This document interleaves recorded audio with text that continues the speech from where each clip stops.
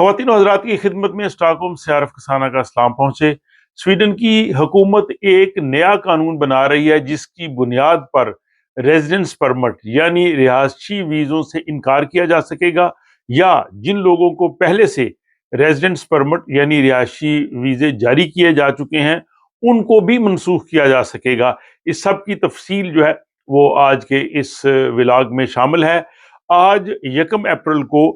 Stockholm में हुकूमत ने एक इंक्वायरी कमेटी बनाई हुई थी।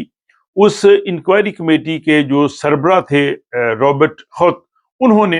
वो पूरी रिपोर्ट जो है इंक्वायरी कमेटी की वो हुकूमत के हवाले, माइग्रेशन वजीर के हवाले की है। और उस रिपोर्ट में खराब चाल चलन की वजह से या बुरे अखलाकी रवैये की वजह से रिहायशी वीज़े जो हैं वो मनसूख किए जा सकेंगे, या जिन लोगों ने अप्लाई किया हुआ होगा उनको इनकार भी किया जा सकता है। और ये बहुत ही अहम जो है वो एक पेशरफ्त है। इस हवाले से ये जो तमाम तर तजावीज़ थी वो हुकूमत को मिल गई हैं, और हुकूमत जो है वो इस पे मज़ीद जो है वो इस प्रोसेस को आगे बढ़ाएगी ताकि ये कानून बन सके। स्वीडन में इस वक्त अगर बड़े किसी ने जराइम किए हों तो उनकी बुनियाद पे उनका रेजिडेंस परमिट जो है वो उसको जारी नहीं किया जाता, लेकिन अब हुकूमत ये चाह रही है कि इसको जो है वो मज़ीद जो है वो सख्त किया जाए और इमिग्रेशन पॉलिसी में तब्दीली लाई जाए, और गैर मुल्की शहरी जो स्वीडन में रेजिडेंस परमिट के लिए अप्लाई करें या जिनको ऑलरेडी रेजिडेंस परमिट मिल चुका हो, अगर वो चाल चलन यानी यहाँ पे गुड कंडक्ट जिसको कह लें, ब्रिस्तान दे वांदेल यानी यानी यहाँ पे वो उनका रहन सहन अच्छा ना हो, या वो अखलाकी जराइम में मुलव्वस हों, वो मुआशरे में जो है वो दुरुस्त तौर पे ना हो, उनके जो रेजिडेंस परमिट है वो मनसूख किए जा सकें, या अगर किसी ने अप्लाई किया हुआ हो तो उसको रिजेक्ट किया जा सके। ये हुकूमत को तमाम तर तफसीलात जो है वो इंक्वायरी कमीशन की तरफ से मिल गई हैं, और इसमें जो अहम चीज़ें हैं जिनको बुनियाद बनाया है इंक्वायरी कमेटी ने, सिफारशात की हैं जिनकी बुनियाद पे ये कानून बनाया जाएगा, उनमें अब सिर्फ संगीन जराइम नहीं है बल्कि मामूली किस्म के जराइम या छोटे मोटी ऐसी चीज़ें भी हैं जो रेजिडेंस परमिट की मनसूखी, या अगर किसी ने अप्लाई किया है तो उसकी एप्लीकेशन की रिजेक्शन के लिए मुस्तरद होने के लिए बुनियाद बन सकते हैं। उसमें पहली चीज़ ये है कि धोखाधड़ी, अगर कोई यहाँ पे फ्रॉड करेगा, धोखाधड़ी करेगा, फ्रॉड के ज़रिए जो है वो सोशल बेनिफिट्स या फ्रॉड के ज़रिए कोई दूसरे जो है वो इमदाद हासिल करेगा, या टैक्स में फ्रॉड करेगा, या गवर्नमेंट से कोई दूसरे फ़वाइद लेगा, तो वो इसके ज़ुमरे में आएगा। तो यानी फ्रॉड एज ए होल, मालियाती फ्रॉड किसी भी लेवल पे जो किया जाएगा। दूसरा आएगा जो डिफॉल्टर है, जो कर्जा अदा नहीं करेंगे और उन्होंने जो है वो कर्जा लिया है, वो डिफॉल्टर हो गए हैं या वो कर्जा देने की सकत नहीं है उनमें, वो इसमें शामिल आ जाएंगे। इसके बाद अगला आ जाएगा कि उन्होंने गैर कानूनी और गलत बयानात दिए और उसकी वजह से अवामी जो मफाद है या स्वीडन की सिक्योरिटी है या जो मुआशरे की सूरत हाल है उसको नुकसान पहुंचे, यानी गलत किस्म की प्रोपोगेशन उन्होंने की है, गलत इंफॉर्मेशन को स्प्रेड किया है, वो इसमें आ सकते हैं। उसके बाद अगर वो जराइम में मुलव्वस हैं या जराइम पेशा ग्रोहों के साथ है, वो इसमें आएंगे।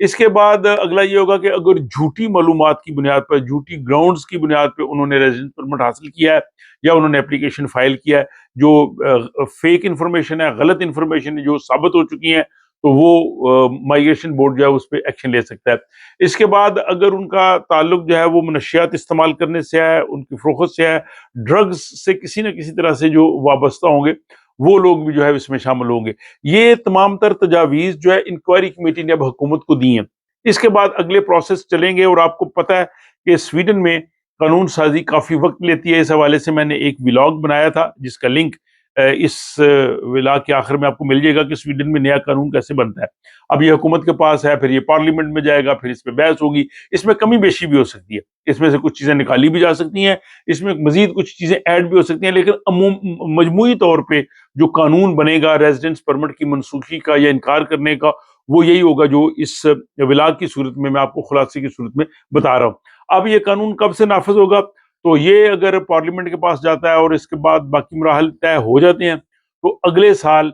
1 जुलाई से यानी 1 जुलाई 2026 से ये कानून नाफिज हो जाएगा। और अब देखेंगे कि वो कानून किस तरह से बनता है। अब इस हवाले से हुकूमत का क्या मौक़िफ़ है, तो आज यहाँ जब प्रेस कॉन्फ्रेंस करते हुए